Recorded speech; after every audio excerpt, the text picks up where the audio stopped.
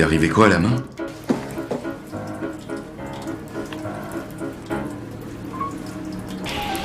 Parfois, je laisse les choses se faire, même si j'en ai pas envie. Je sais pas pourquoi. Vous faites quoi là?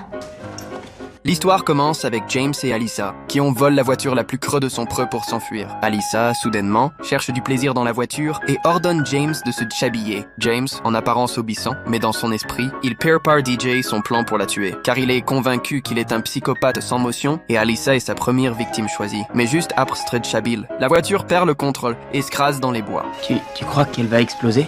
On n'est pas dans un film. Où tu vas? De toute façon, c'est mort, elle peut plus rouler. Je peux peut-être la réparer, on va pas l'abandonner là? Et là, tu crois toujours que tu peux la réparer? James regarde la voiture en feu, sans être triste, au contraire. Il est presque heureux, car maintenant, personne ne pourra lier cette voiture à son futur meurtre. Les deux, sans moyen de transport, rencontrent un homme bienveillant au bord de la route. Tu veux que je t'emmène, oui ou non? Ouais, merci. Monte alors. Dépêche-toi. Je serais vraiment dégoûtée si on se fait zigouiller à cause de toi.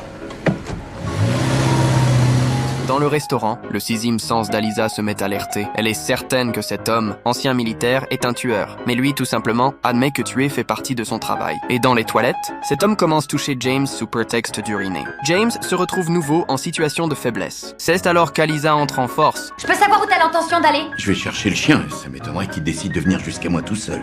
Donne-moi ton fric. Non. Donne-moi ton fric ou alors tu peux me faire confiance. Je vais aller voir Lise habiller ton drôle de mioche avec sa tranche de patate et leur raconter ce que tu fais aux jeunes garçons dans les toilettes. T'oserais pas faire ça. Et j'irai voir les flics aussi. Avec l'argent qu'elle a, extorque et tous deux chapent dans un motel bon marche. Alyssa demande James pourquoi il n'a pas persisté tout l'heure. Si son enfance a été marquée par des traumatismes, James garde le silence. Tu veux pas regarder la télé? Si tu veux. Mets-nous un porno.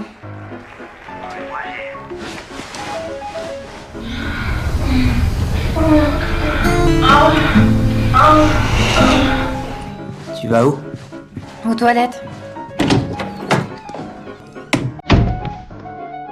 Mais les pleurs touffes venant des toilettes ne le laissent pas indifférent. James, allant sur le lit, sait que l'opportunité est venue. Il sort un couteau de chasse tranchant du dessous du lit, se rapproche de la porte des toilettes et commence à imaginer les esquines sanglantes venir. Mais juste avant de passer l'acte, James, comme l'électrocute, retire sa main et abandonne finalement l'idée de commettre le meurtre. Tu me veux ou est-ce que tu prends juste les choses comme elles viennent? Non, je te veux. Je vais aller voir mon père, mais si tu veux, tu peux venir.